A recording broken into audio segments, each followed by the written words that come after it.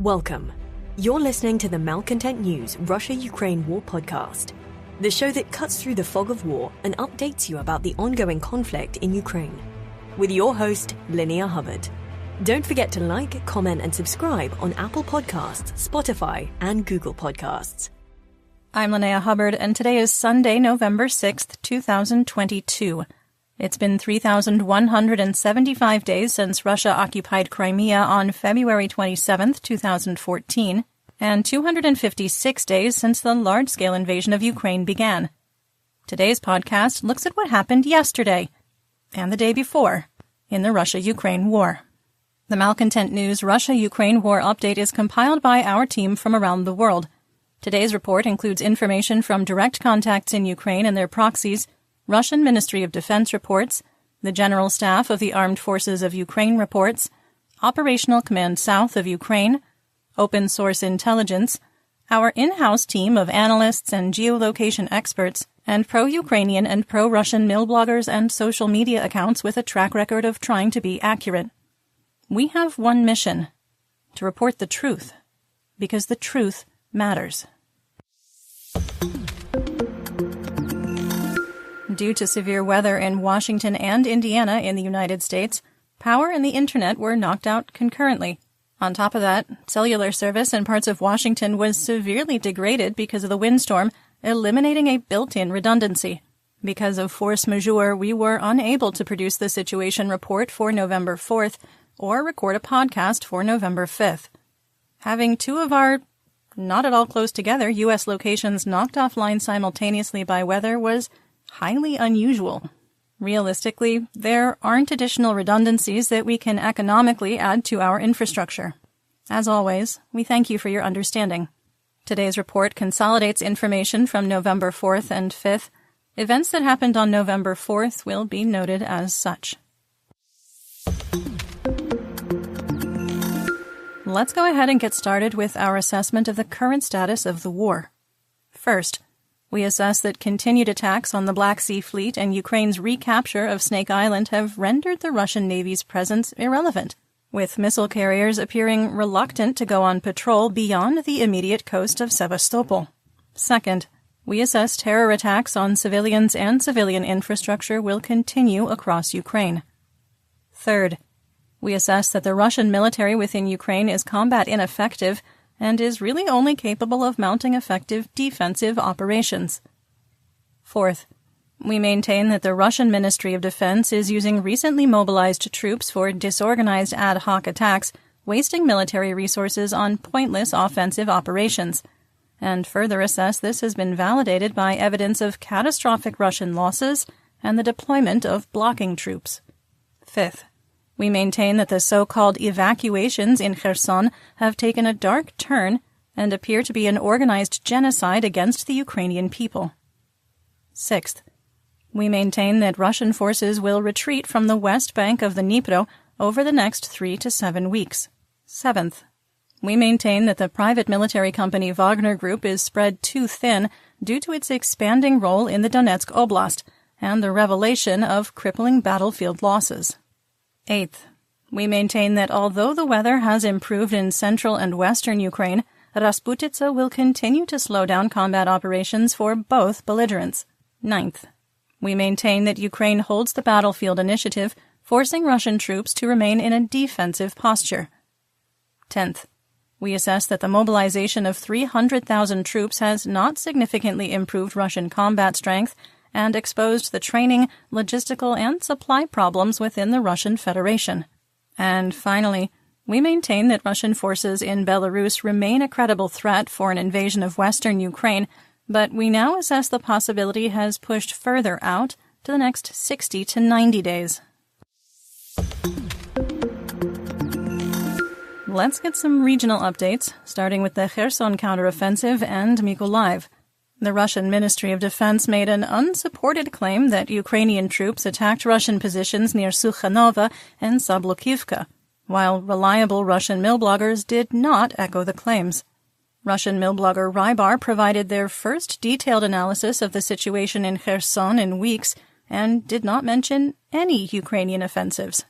NASA fire information for Resource Management Systems, or FIRMS, showed thermal anomalies in the Russian-occupied river basin northwest of Milova. This region is somewhat forested and has been targeted by artillery in the past.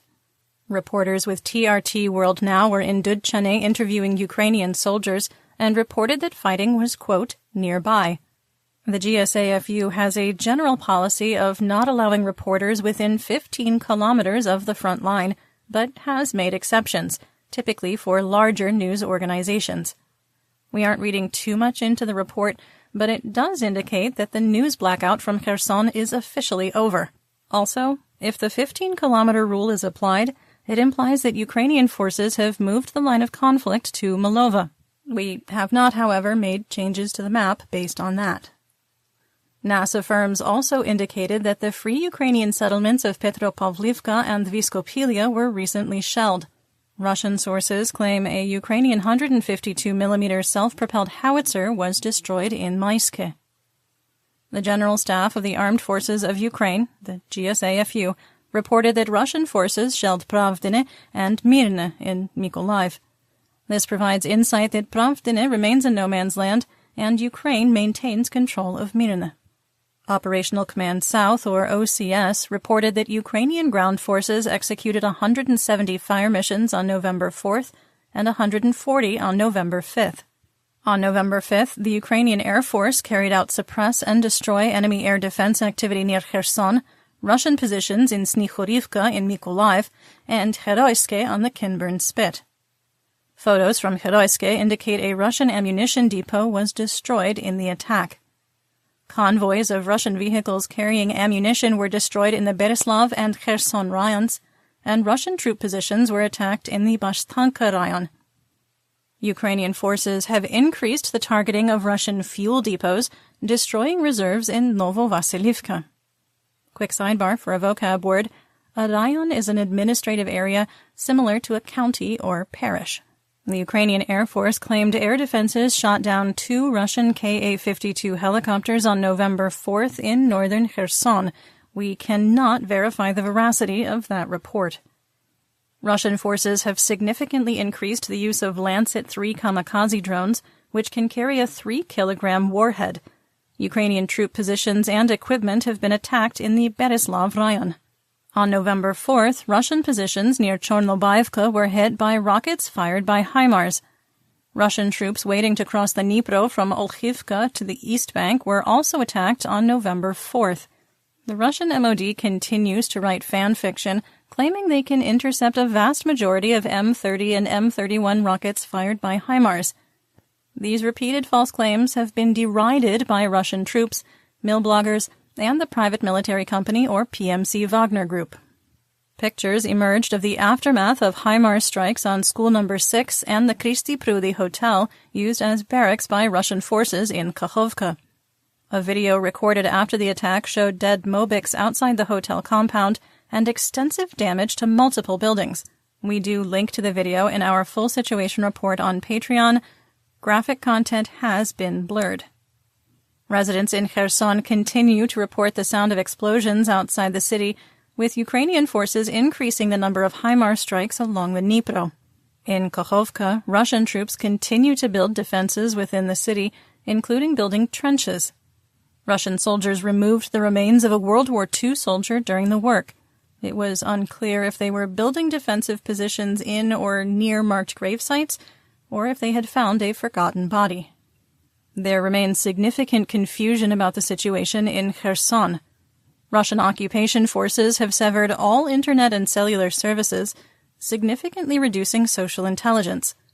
On November 4th, Kherson Deputy Mayor, conspiracy theory enthusiast and collaborator Kirill Stremusov announced a 24-hour curfew was being implemented in Kherson. But just moments later, Stremusov reversed the decree. Cellular subscribers that use Russian services receive a final text urging them to evacuate, claiming Ukraine would start widespread shelling of Kherson on November 6th. Occupation officials have repeatedly stated, without evidence, that Ukraine would attack the city between November 4th and 6th. Ukrainian forces have no economical way to launch artillery attacks on Kherson, with NATO 155mm and Soviet-era-based 152mm artillery systems both out of range of the city. Russian forces continue to sink watercraft and pleasure boats in the river port. We've got more information on that in the War Crimes and Human Rights segment. Satellite images show Russian forces building extensive defenses along the east bank of the Dnipro River and setting conditions for withdrawing from Kherson. It is important to note, however, that the GSAFU maintains that they do not believe that Russian troops will evacuate Kherson. Rockets fired by HIMARS also hit Russian troop concentrations in Tulakivka, Radensk, and Rubanivka. Forced removals of Ukrainians as part of ongoing genocide continued, with the residents of Zavodivka taken to Russian-occupied Crimea for filtration before being sent to the Russian Federation. Some assessment here. There continue to be no indications that Russian VDV forces in Snichurivka, Bruskinsky, and Milova and Russian naval infantry forces west of Kherson have started to retreat or are being replaced by undertrained Mobiks. We continue to believe that Russian forces will leave the west bank of the Dnipro River within the next 3 to 7 weeks in a controlled retreat. Logistics and supply are slowly choking off the ability of Russian ground forces to conduct counter-battery and artillery strikes. And despite the reports of an increasing number of conscripts arriving on the west side of the Dnipro, feeding them and keeping them warm in winter conditions will become increasingly more difficult. On November 4th, a Russian frigate left its dock in Sevastopol, exited the harbor, launched 2 Caliber cruise missiles in the direction of Mykolaiv, and immediately returned to port. Both missiles were shot down, along with 6 Iranian-sourced Shahed 136 kamikaze drones. Let's move on to Dnipropetrovsk and Zaporizhzhia. The International Atomic Energy Agency, or IAEA, reported the situation at the Zaporizhzhia nuclear power plant has been stabilized. The 750 and 330 kilovolt lines were repaired, enabling engineers with Energoatom to stop using emergency diesel generators to maintain plant operations and cool the reactors. The 750 kilovolt line is powering reactors 4 through 6, while the 330 kilovolt line is held in reserve. IAEA Director General Rafael Grossi reported the 750 kilovolt line was disconnected by Russian forces attacking Ukrainian infrastructure 50 to 60 kilometers from Enerhodar. It was a rare repudiation of false Russian claims that the November 3rd disconnect was caused by Ukrainian shelling near the plant. Reactors 5 and 6 are in a semi-hot shutdown and continue to provide steam to the site. Energoatom engineers are working to bring both reactors up to hot shutdown. If all goes to plan, Reactor 5 will start supplying electricity to Ukraine using the 750 kilovolt lines. Grossi expressed frustration at stalled talks on creating a demilitarized zone and the continued risk of an accident at ZNPP, while praising Ukrainian operators, saying, quote, "The repeated power outages all too clearly demonstrate the extremely serious nuclear safety and security situation this major nuclear power plant is facing. So far, the brave staff of the Zaporizhzhia nuclear power plant have always managed to maintain the safe operation of the 6 units. But it can't go on like this. I have repeatedly called for the urgent establishment of a nuclear safety and security protection zone." End quote. We may owe a small apology to the Russian MOD, but you become very skeptical after they cry wolf too many times and release numerous staged videos. Ukrainian forces released a video showing the special forces of the National Police of Ukraine conducting numerous amphibious and at least one air assault operation. At the 51-second mark in the video, Ukrainian patrol boats were operating in the Dnipro within sight of ZNPP. None of the videos, however, showed large-scale operations like the Russian MOD has claimed. 2 Russian missiles struck the city of Dnipro, one hitting electrical infrastructure and the second landing in the middle of a roadway. Video after the attack showed numerous transformer flashes. At the time of recording, there was no information on the extent of damage to electrical infrastructure. Nikopol, Malcontent, and Chervonohyorivka were attacked again, with Ukrainian officials alleging the attacks came from Enerhodar. Nikopol was hit by more than 40 Grad rockets fired by Multiple Launch Rocket Systems, or MLRS. The rockets hit 18 apartment buildings and a lyceum and damaged electrical and natural gas infrastructure. There were no casualties reported. Quick sidebar for another vocab word. A lyceum is a secondary school typically specializing in art, music, or athletics. Russian forces launched an offensive on Shcherbaki, which Ukrainian forces successfully repulsed. It was the first Russian offensive on the Zaporizhzhia line of conflict since July. We cannot assess if this indicates that Russian Mobics are starting offensive operations in this region, or if this was an isolated incident of probing Ukrainian defenses. Ukrainian forces have increased the targeting of Russian positions and troop concentrations near Polokhy. In Basan, 10 pieces of military equipment and up to 50 Russian troops were killed. Near Huliapola, up to 20 pieces of Russian military equipment were destroyed, and 80 Russian soldiers were killed or wounded in Marfopil. On November 4th, a Russian mill blogger reported that Ukraine struck Russian troop positions in Svetlodolinsk, north of Melitopol, and on the ground line of communication, called a GLOC, that's a supply line, to Tokmak. Otherwise, there was only sporadic artillery fire from the Zaporizhzhia-Donetsk administrative border to Huliapola, to Orekhiv, to Shcherbaki. You're listening to the Malcontent News Russia-Ukraine War Podcast. Our team of journalists, researchers, and analysts is funded by readers, listeners, and viewers just like you. To support independent journalism, please consider becoming a patron. You can find us on patreon.com/Malcontent News. Now to the Donbas region, starting with southwest Donetsk. After a lull in fighting, Russian forces continued their attacks on Pavlivka. Earlier in the attack, Russian armor was able to advance into the center of the town, with Russian troops abandoning their T-80 BVM tanks. A week of intense fighting has destroyed most of the settlement. Ukrainian forces continued to repel Russian advances on Prechestivka. Russian losses have been catastrophic, with Ukrainian troops continuing to defend the bridgeheads leading to Vuhledar. The Russian MOD and mill blogger Rybar did not mention fighting in the area in their reports, while Wargonzo noted that attacks continued without any gains by Russian troops. Ukrainian sources reported that Russian troops had made incremental gains, retaking some areas they lost on November 4th. Fighting on the eastern edge of Novobakhmutivka continued with no change in the situation. The mercenaries at Wargonzo channeled our writers, stating, quote, "The Russian army again tried to break through to Konstantinivka from Novobakhmutivka. It has already become a tradition." End quote. Both Ukrainian and Russian sources reported continued fighting in Marinka, with the 1st Army Corps of the Donetsk People's Republic, or DNR, finding no success. The DNR militia launched multiple attacks along a broad front around Avdiivka, attempting to advance on the Ukrainian firebase at Nevelske, into Pervomaiske, toward Opitne, on Ukrainian positions in Avdiivka, and an attempt to advance into Kamyanka. You may be thinking, wow, that is a lot of offensives. How many of those were successful? None of them were successful. A police station in central Donetsk was also struck by a rocket, causing significant damage.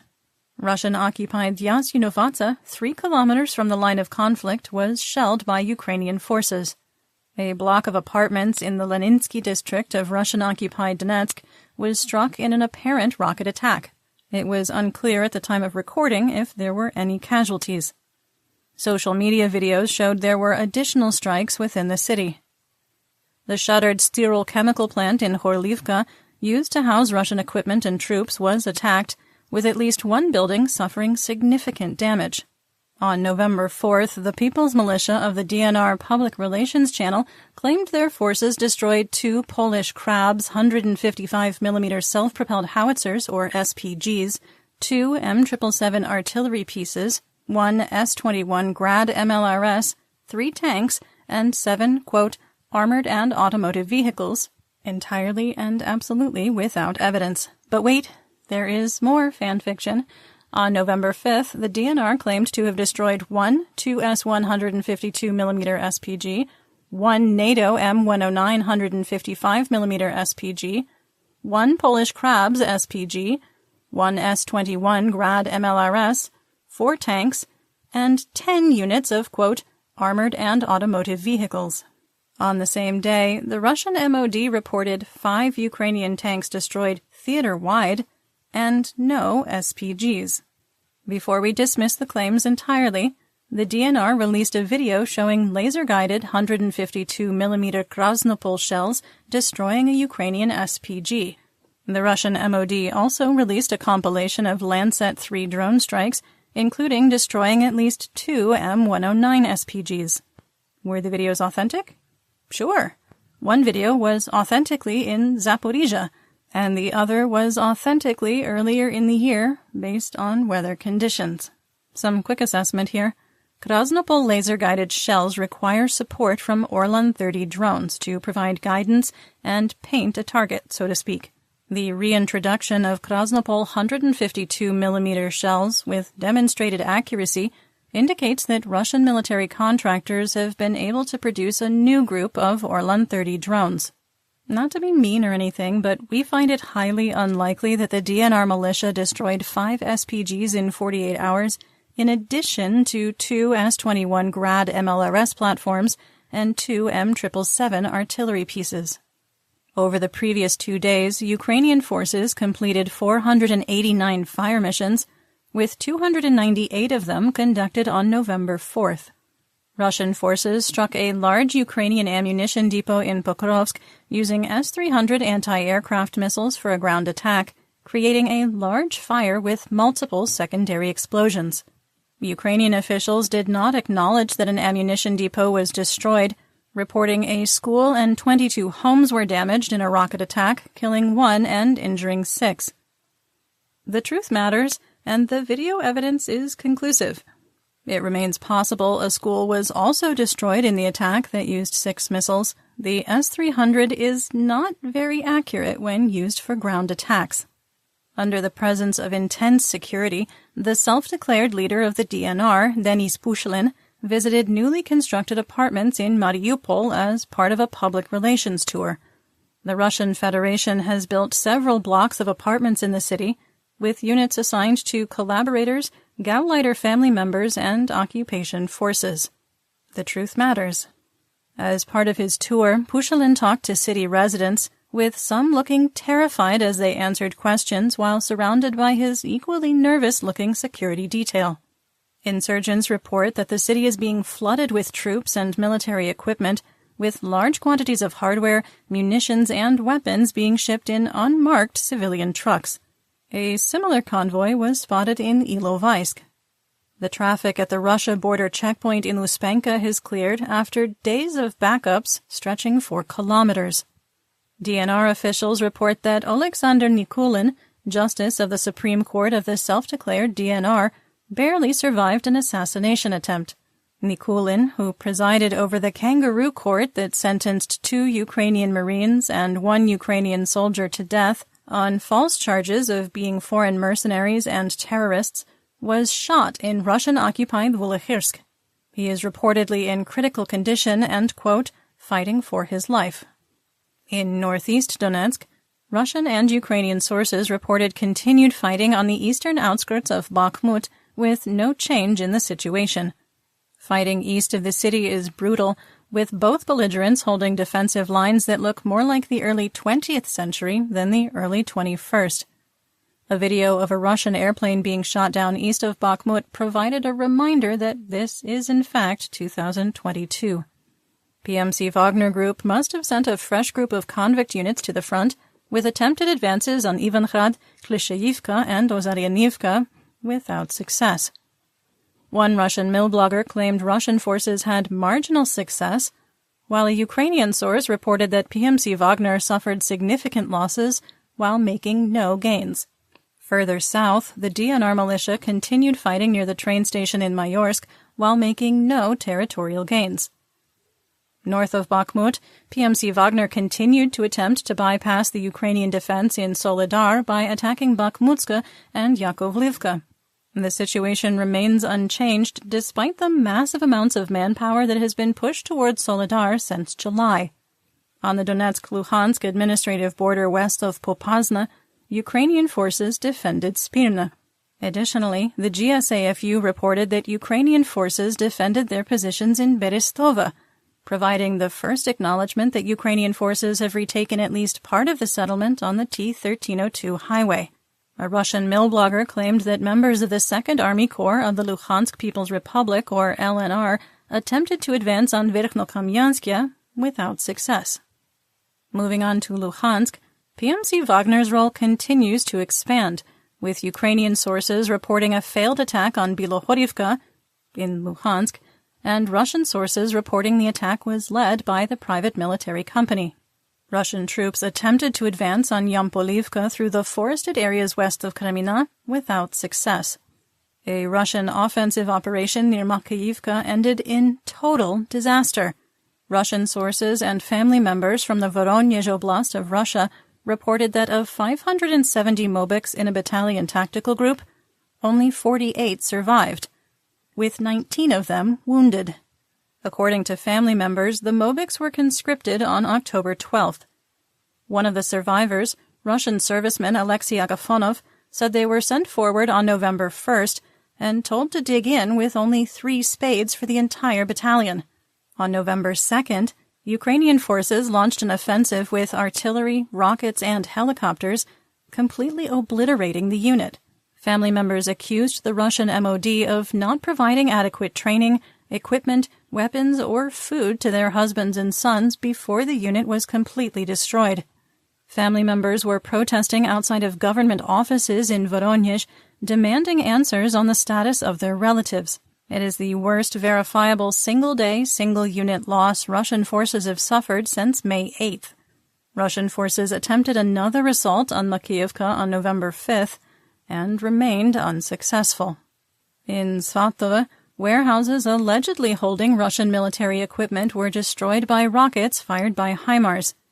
Pictures showing the aftermath were consistent with a HIMARS strike, but did not indicate that military vehicles or ammunition were stored in the location. Drone video on November 4th confirmed that Ukrainian forces had reached the western edge of Ploshanka. Ukrainian troops emerged from the tree line and engaged with at least 2 Russian tanks at point-blank range with anti-tank weapons. In the video, 1 tank was destroyed, with the second fired on from under 100 meters. Both Russian and Ukrainian sources report that fighting has been light over the last 48 hours compared to the previous 2 weeks, using the words, quote, quieting down. Moving on to the Kharkiv region. There were no credible reports of fighting on the short line of conflict in Kharkiv, where 25 settlements remain under Russian control.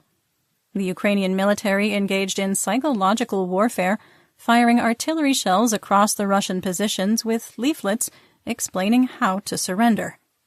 The leaflet stated, quote, "We can inform our enemy that he can surrender on our land. Soldiers will be treated normally in accordance with humanitarian law. We are calling on the Russians to evade conscription and surrender to Ukrainians, because it is better than dying from the devastating fire of our artillery," end quote, and provided information on how exactly they could surrender. Video from Oskil shows that the reservoir, which once was 85 kilometers long and 4 kilometers wide, has completely drained away after Russian forces destroyed the dam in early September during their retreat from Izium. In the Chernihiv and Sumy region, Dmytro Zhivitsky, Sumy Oblast administrative and military governor, reported that Hromadas of Miropilia, Krasnopilia, Seredina Buda, Khotin, and Bilopilia were hit by artillery shells and mortars fired from across the Russian border. In Bilopilia, 3 homes were damaged. In Seredina Buda, mortars caused major damage to 4 homes, and Russian forces used drones to drop 2 IEDs on Krasnopilia without causing any damage. In the Znobnovhorod Hromada, Russian troops and the Ukrainian Territorial Guard exchanged gunfire and rocket-propelled grenades in 2 border villages. There were no injuries. In the Shalakhin Hromada, there was also a border skirmish, with Russian and Ukrainian forces exchanging small arms fire. Russia launched one of the largest cross-border bombardments into the Chernihiv Oblast in months, striking the settlements of Khinivka, Lyskivshina, Karpovichi, Timonovichi and Leonivka on November 4th, and Mykolaiivka and Senkivka on November 5th. There were no reports of significant damage. In the Black Sea, Crimea, and Odessa region, the Russian Ministry of Defense released a video of a Lancet-3 kamikaze drone striking a Ukrainian Gyurza M-class gunboat. It is unclear when and where the attack happened. In western and central Ukraine, Serhiy Borsov, Vinnytsia Oblast administrative and military governor, reported that multiple Iranian-sourced Shahed-136 drones attacked critical infrastructure. It is likely the area hit was related to energy or water infrastructure, with the Russian MOD intent on destroying the Ukrainian electrical grid as they did in Syria and Chechnya. In Rivne, an unknown person threw a hand grenade into a playground. The blast wounded 3 people, including a child.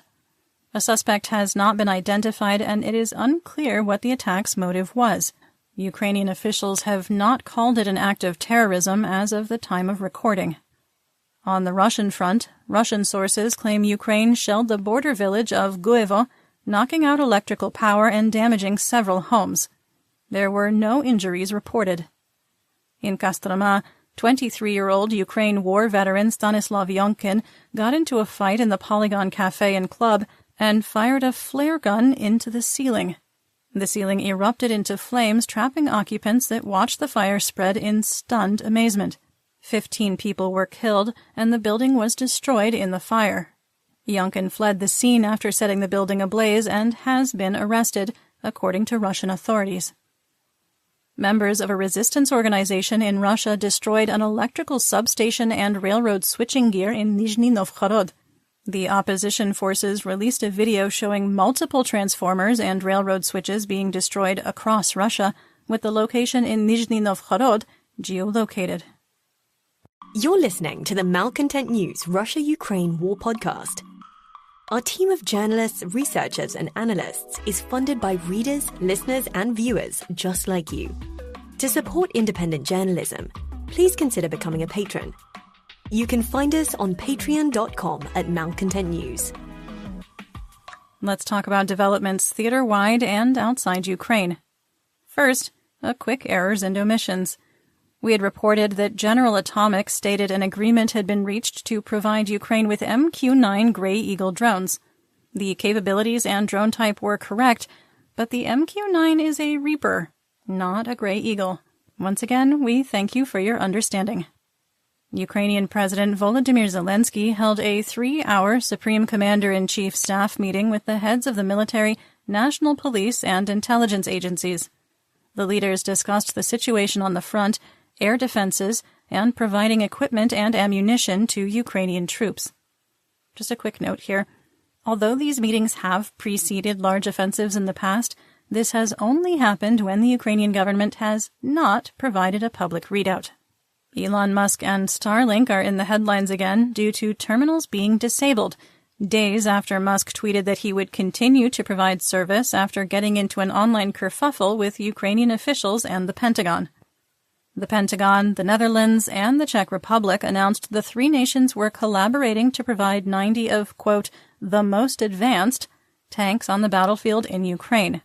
The NATO partners are dividing the costs of modernizing the donated Czech T-72B tanks with better engines, thermal sights, fire control systems, and reactive armor. The first batch of tanks will be available for deployment before the end of the year. Concurrent with the announcement of providing aid to refurbish 45 of the 90 tanks, Dutch officials announced an additional €75 million in military aid. The United States Department of Defense announced a $400 million military aid package to Ukraine as part of the already authorized Ukraine Security Assistance Initiative. The package includes funding to refurbish Hawk air defense missiles for inclusion in future presidential drawdown packages, funding to refurbish 45 of the previously mentioned Czech T-72B tanks, 1,100 Phoenix Ghost tactical unmanned aerial systems, 40 armored riverine boats, funding to refurbish 215 M1117 armored security vehicles for future drawdown packages, tactical secure communication systems, funding for training, maintenance, and equipment sustainment. The United States has provided $18.9 billion in military aid to Ukraine since January 20, 2021, and $21 billion since 2014. The Spanish Ministry of Defense announced it was providing Ukraine with 4 iHawk air defense systems and 1 Spada 2000 air defense battery. The equipment was already en route and in Poland at the time of the November 2nd announcement. Ukroboronprom announced it has established the production of 120mm mortars and 122mm and 152mm shells for use by the Ukrainian military. It had been previously announced that Ukraine was working with an unnamed partner nation to start ammunition production outside of Ukraine. The shell design has passed testing, with 120mm mortars already in production. In-house production of 122mm and 152mm shells is hoped to ramp up by early spring. The United Kingdom has sent 195,000 sets of winter uniforms to Ukraine. Each set represents more than 40 items and NATO-standard first aid kits. Germany has sent more than 440,000 items, and previous United States military aid packages announced in the late summer and early fall also included winter gear. Ukrainian officials reported that 1,300 Starlink terminals purchased using private funds from a British company were disabled on October 24th without notice, impacting military operations. SpaceX was charging the Ukrainian government $2,500 a month for each terminal. That's almost $20 million, which Ukraine paid through September. This contradicts Musk's online accusations that he was providing the service completely free and losing $100 million a year on almost 25,000 Starlink terminals. The Ukrainian government could not meet the October payment, and the terminals were shut off, even after Musk vowed to continue to provide Starlink service. SpaceX, Starlink, the Pentagon, Musk, and the Ukrainian government refused to comment on the situation. Satellite images showed a train crossing the Tumen River from North Korea into Russia, which was considered highly unusual. Western intelligence agencies believe the train is carrying munitions and potentially small arms to support the Russian Federation, which is suffering from shortages of both due to consumption and corruption. In what may be one of the most bizarre payments for artillery shells in modern history, Russia reportedly sent a train back to North Korea full of thoroughbred racehorses. United States officials reported on Friday there was no evidence that a transaction between Russia and North Korea for munitions has been made, and currently there aren't any North Korean weapons in Ukraine. The Iranian government acknowledged that it had supplied drones to Russia, but claimed that it was a limited quantity and they were shipped months before the war. Iranian Foreign Minister Hossein Amir-Abdollahian told reporters about the shipments just days after denying on national television that Iran had any involvement. Ole Nikolenko, spokesperson for the Ministry of Foreign Affairs of Ukraine, wrote on his Facebook page, quote, "Ukraine has been taught to trust only the facts. Therefore, the Minister of Foreign Affairs of Ukraine, Dmytro Kuleba, in close coordination with the relevant Ukrainian agencies, will continue to take the most severe measures possible to prevent Russia from using Iranian weapons to kill Ukrainians and destroy our critical infrastructure." End quote. He further warned that the long-term harm to Iran would outweigh the short-term benefits of supporting Russia with military hardware. President Zelensky dismissed Iran's claim that it had only provided a small number of drones as a falsehood, saying, quote, "We shoot down at least 10 Iranian drones every day, yet the Iranian regime claims that it supplied Russia with only a small number of them." End quote. In October, it is estimated Russia launched more than 400 Shahed 136 drones, with Ukraine shooting down almost 300. Russian Mobics are arriving in Belarus to replenish forces positioned north of Ukraine and for training programs expected to last 2 to 3 weeks. Satellite images showed a significant number of Russian forces arriving in the Baranovichi region of Belarus. The location is northeast of Brest and sits on a potential ground line of communication, called a GLOC, remember that's a supply line, for a Russian-led invasion into western Ukraine. Satellite images suggest a full brigade has been deployed with 40 to 60 infantry fighting vehicles and 60 to 80 supporting cargo trucks. The British Defense Intelligence Agency reported that the Russian troops had been sent to Belarus for training because the Russian MOD did not have enough resources, trainers, or facilities to support ongoing partial mobilization and the previously planned conscription of 120,000 troops.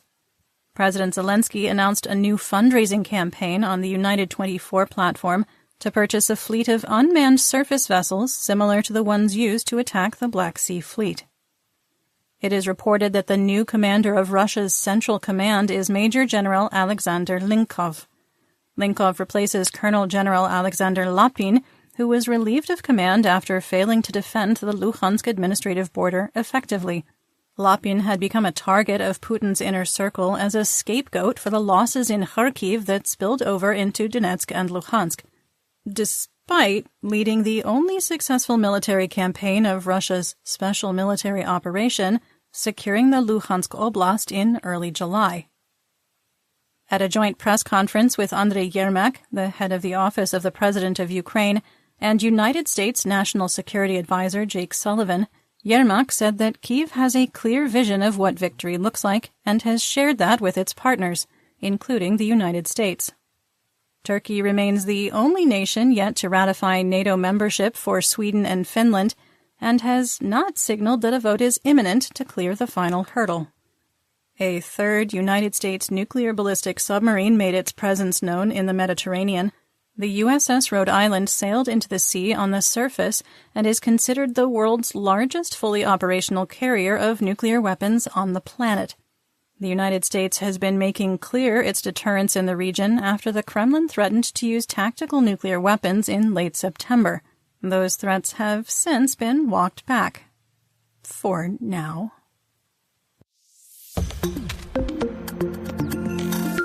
Speaking of walking back, let's talk about Russian mobilization.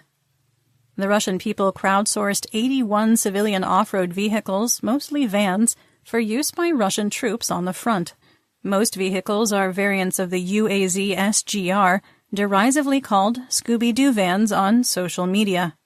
The vans are as reliable as a Soviet tractor, but provide no armor protection or resistance to mines, and don't come with any Scooby snacks. Okay, sorry, I won't do that again. In Kazan, riots among Mobiks over conditions and a lack of training are expanding, with groups of up to 2,000 trainees defying OMO and riot police. In the village of Pestinovo Bilgorod, an abandoned school was burned to the ground. Suspicious and frustrated local residents suspect the arson was committed by Mobiks or by people trying to interfere with the training and deployment of Russian troops. British Defense Intelligence validated our previous report that Russian forces are using blocking troops. What, you ask, are blocking troops? They are a second echelon behind the frontline soldiers, charged with shooting anyone retreating from battle against orders or attempting to surrender. The Russian MOD has used blocking forces in the post-Soviet era and has reportedly used blocking forces previously in Ukraine. Chechen forces in Kherson were reportedly deployed in early October to serve as blocking forces and have gotten into shootouts with Russian units. UK intelligence also reported that Russian generals had requested the deployment of blocking forces and the authority to shoot deserters, forcing Mobiks to hold their positions until death. Russian media outlet Astra reported that the number of prison camps for Russian refuseniks was expanding. Conscripts report that refuseniks and deserters were being held in underground cells where they were threatened and tortured. Relatives of the detained who returned to the front claim that prisoners were told, quote, "We will shoot you and throw you into a pit, but we will inform your relatives that you are missing," end quote. The Russian embassy in North Korea reported they are negotiating with North Korea for winter weather clothing and boots for troops. It's November, and Russia is still looking for winter weather gear for its troops and is asking North Korea for aid. Really? Is everything still going to plan?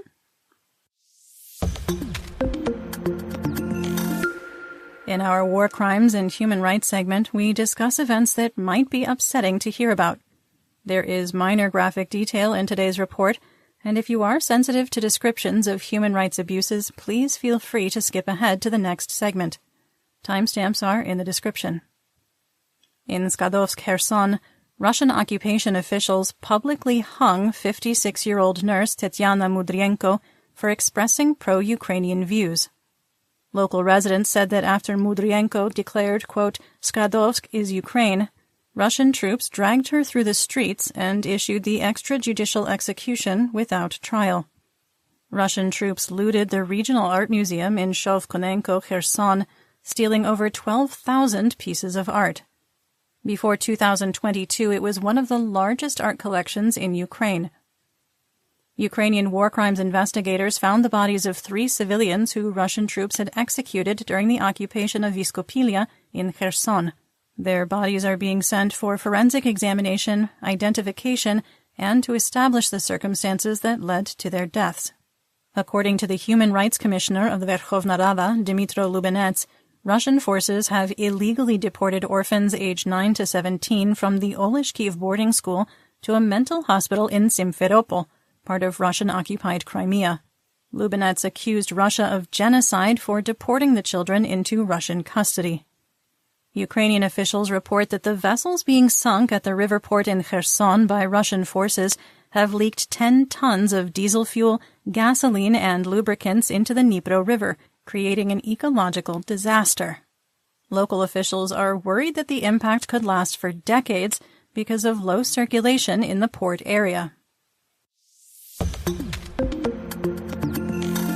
In geopolitical news, the ambassador of the European Union to Ukraine, Matti Masikas, met with the Deputy Prime Minister for European and Euro-Atlantic Integration, Olga Stefanishina, and reported that Ukraine had made, quote, "solid progress in delivering on the 7 requirements," end quote, on Ukraine's path to European Union membership. United States Congressperson Marjorie Taylor Greene, a Republican from Georgia, vowed that if Republicans take control of the House and Senate after the November 8th midterm elections, quote, "not another penny will go to Ukraine," end quote, to thunderous applause. Potential future Speaker of the House, Kevin McCarthy, a Republican from California, has signaled that he would take a critical look at future aid packages, while Senate Minority Leader Mitch McConnell, the Republican from Kentucky, vowed under his leadership the Senate would continue to support Ukraine. Kremlin watchers believe that part of President Putin's strategy is to install a pro-Russian U.S. government in Congress, which will reduce or ultimately cut military and financial aid to the European nation. Both far-left members of the Democratic Party and the MAGA wing of the Republican Party have criticized financial aid to Ukraine. Security experts have noted a dramatic increase in Russian bots and misinformation campaign in the second half of October in an attempt to manipulate the United States elections. Minority Serbs that live in the semi-independent state of Kosovo quit their government jobs in protest of an order for Kosovo residents to start using Serbian license plates. This is the second flare-up in the last 3 months between the two nations due to a long-running dispute over car tabs. Kosovo Prime Minister Albin Kurti urged the Serbs not to, quote, boycott or abandon Kosovo's institutions. They serve all of us, every single one of you. Don't fall prey to political manipulations and geopolitical games, end quote. Serbia has a large pro-Russian population, and the Russian FSB is believed to be fomenting unrest. The NATO-led Kosovo Force, or KFOR, issued a statement about the renewed crisis, saying, quote, "We are monitoring the situation, and we are cooperating closely with leaders in Belgrade and Pristina, as well as with our international partners to maintain a safe and secure environment for all people in Kosovo. We urge everyone to address and discuss differences through constructive dialogue," end quote. And that's what we know. Join me again tomorrow for more updates. Until then, stay safe, everyone. You've been listening to the Malcontent News Russia-Ukraine War podcast. To help keep us independent, please consider providing financial support by becoming a patron. Want on-demand news in your hand? Download the Google News app and make Malcontent News one of your favorites to receive breaking news updates. Thank you for listening.